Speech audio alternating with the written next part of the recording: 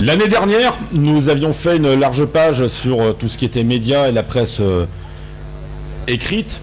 Nous vous avions annoncé la venue d'un journaliste professionnel, Armel, qui a travaillé plus de 15 ans dans des grandes chaînes de télévision et dans les grandes radios françaises.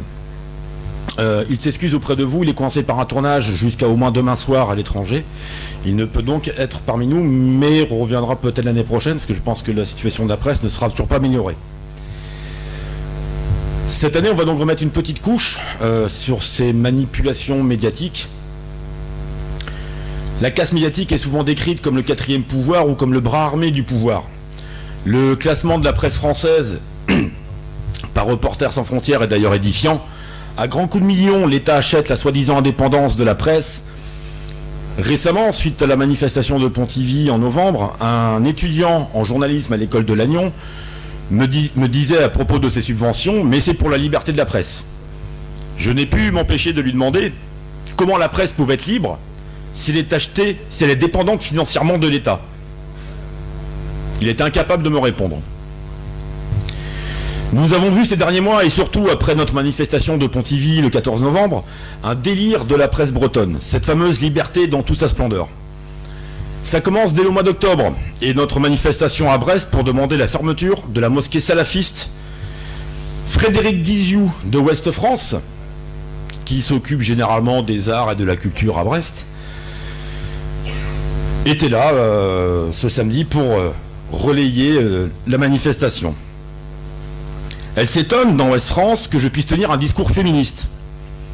Oui, j'avoue, je suis choqué qu'une communauté installée de force sur notre territoire oblige les femmes des commerces avoisinant cette fameuse mosquée de ne pas porter de robe qui aille plus haut que la cheville.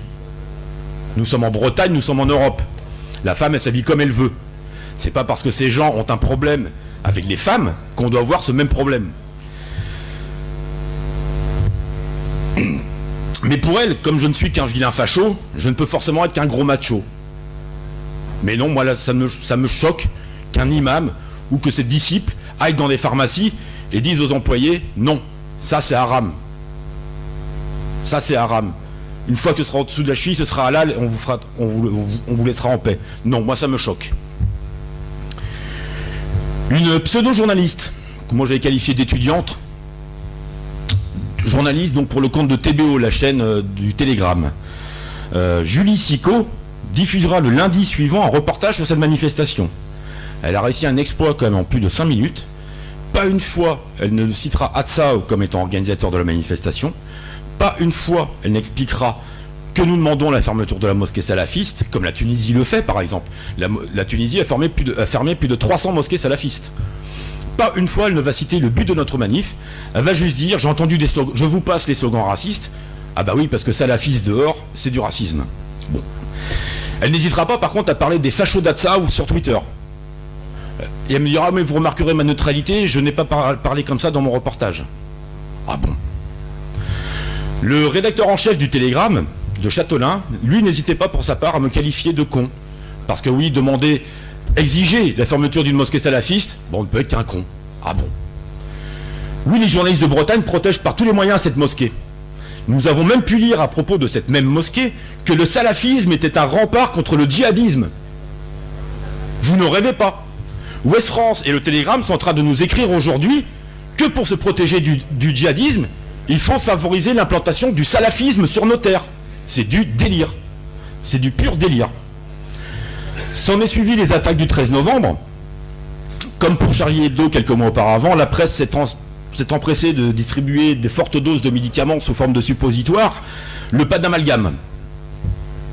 Alors on va essayer de comprendre ce que c'est ce pâte d'amalgame. Donc si on commence bien, le terrorisme djihadisme n'a rien à voir avec l'islam. Bon, ok.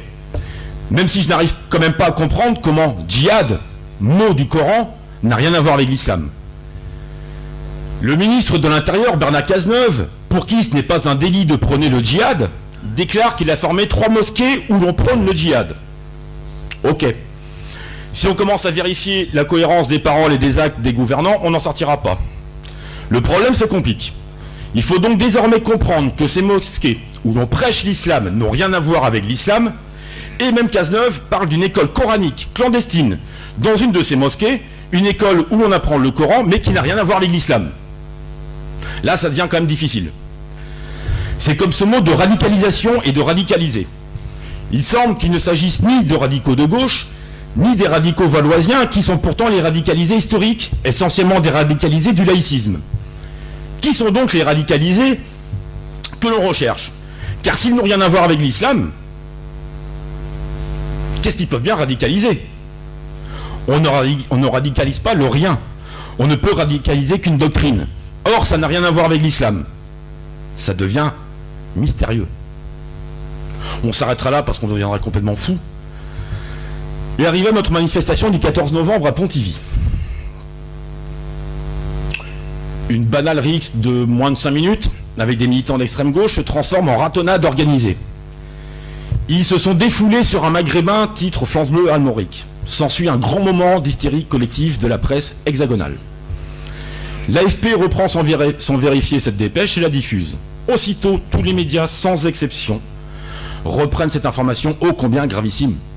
Nous avons tabassé, nous les vilains fascistes bretons d'Atsao, nous avons tabassé volontairement un maghrébin, finalement antillais, finalement s'appelant Le Cause.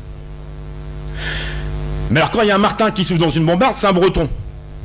Donc là, le type qui s'appelle Le Cause, parce qu'il est venu provoquer les militants d'Atsao, tout de suite se retrouve antillais ou maghrébin parce que c'est une victime. C'est kafkaïen l'histoire. L'affaire ira même jusqu'à l'Élysée, où un collaborateur de Hollande exprimera son dégoût sur Twitter. Twitter d'ailleurs, où là ça a été du n'importe quoi. Pendant une semaine, menaces, insultes, délation près de Cazeneuve, ça a été formidable. Un type, dont je me souviens plus le nom, qui interpelle Bernard Cazeneuve sur Twitter en disant « Monsieur Cazeneuve, bonjour, je vous présente le compte de Ronan Le Gall, leader du groupuscule raciste Atsao qui a commis une ratonnade hier. » Alors comme j'ai répondu « Bonjour, en 1940, vous savez, mon voisin... » Et puis stupeur. Le mardi, France Bleu Armorique retire son article. Et oui, il n'y a eu aucune agression à caractère raciste. Aucune. Pourtant, le même mardi, sur Arte, dans l'émission 28 minutes, où le jeudi soir, dans Envoyé spécial sur France 2, on diffusera les images tournées par Braise Info, les images de la manifestation de Pontivy pour parler d'une agression raciste. Malgré le démenti du préfet, malgré les démentis du maire, malgré les démentis du procureur de Lorient, Jérôme Jiquel, dans 20 minutes, trouvera le moyen de faire des articles avec pour titre « Agression raciste à Pontivy, que s'est-il passé ?» Il explique même dans son article que les autorités démentent formellement une quelconque agression raciste. C'est pas grave, ça fait vendeur.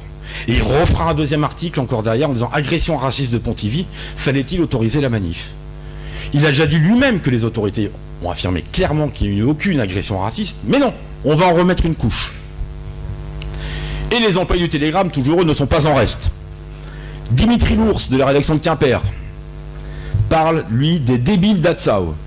Quand Pascal Mazet, de la rédaction du Télégramme de Lorient, journaliste sportif, regrette, lui, de ne pas avoir pu venir avec une Kalachnikov pour nous voir.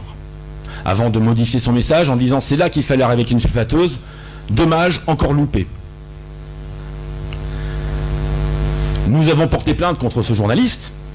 Il a déclaré, non sans rire, lors de son audition, que c'était un message à vocation humoristique.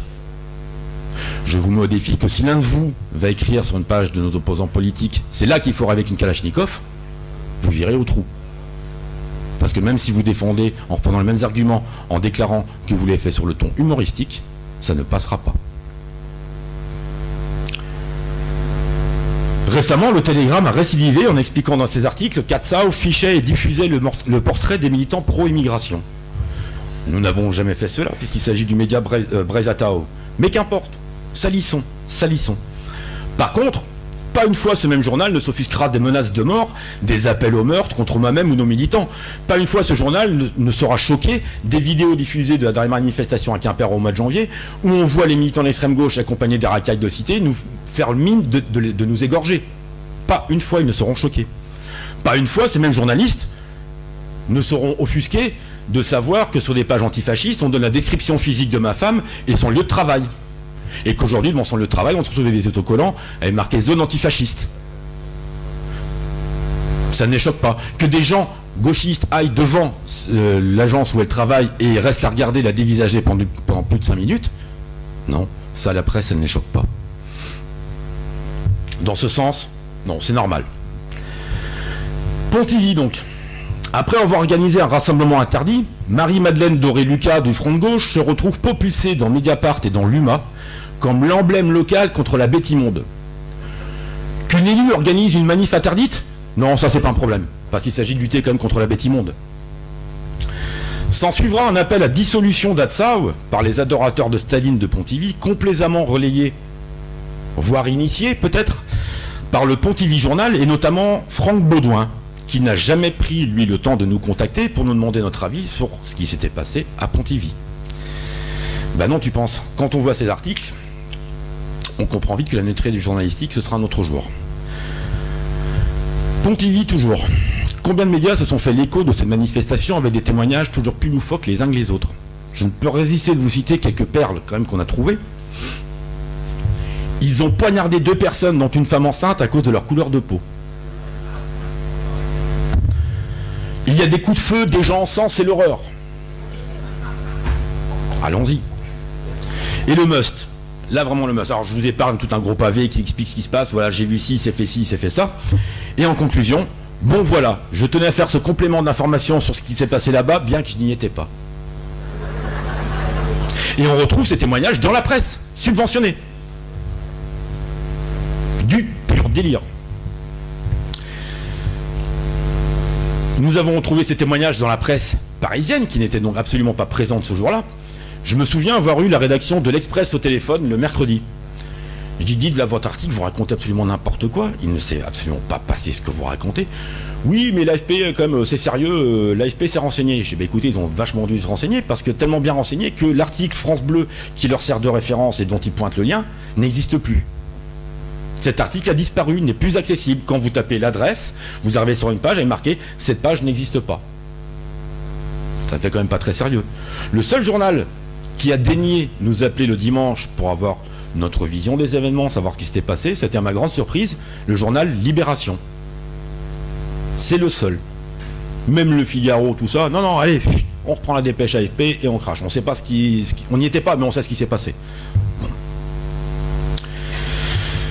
Cette histoire ne s'arrêtera malheureusement pas là, puisque SOS Racisme fera un communiqué très émouvant, j'en ai eu la larme à l'œil.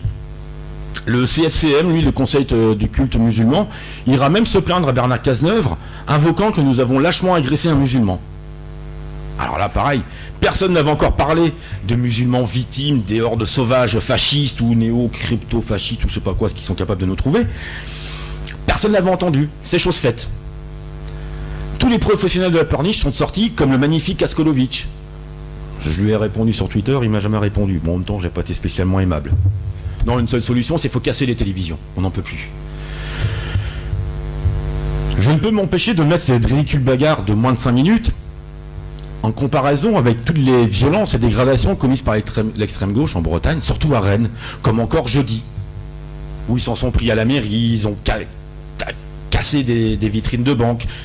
C'est pratiquement tous les mois à Rennes.